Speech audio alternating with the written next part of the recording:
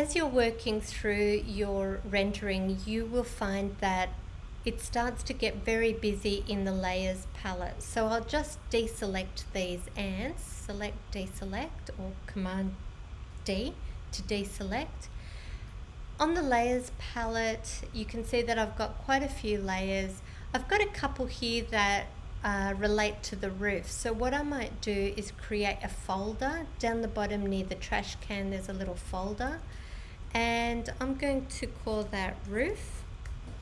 And what I can do is just pick up all of these objects, hold Shift on my keyboard, pick up this set of layers and pop them into the roof. And you'll notice that when I move something into one layer, into one folder, they're kind of indented slightly. So I'll just close that roof folder.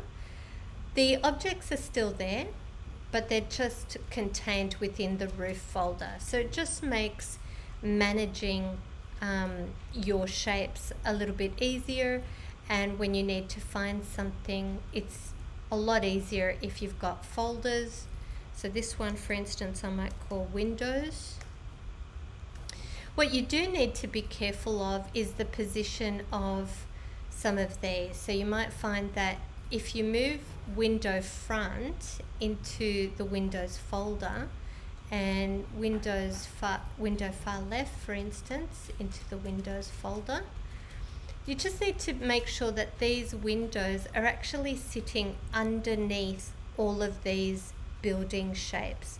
Otherwise, you might find that your windows are overlapping and they don't look quite right. So just check that all of your windows, so this one, we've got two windows here, I'll pop those into the Windows folder, and I'll make sure that the windows are under the roof and they need to be under the facade. Alright, so file management is very important in Photoshop, especially when you're working with large files that have lots of layers.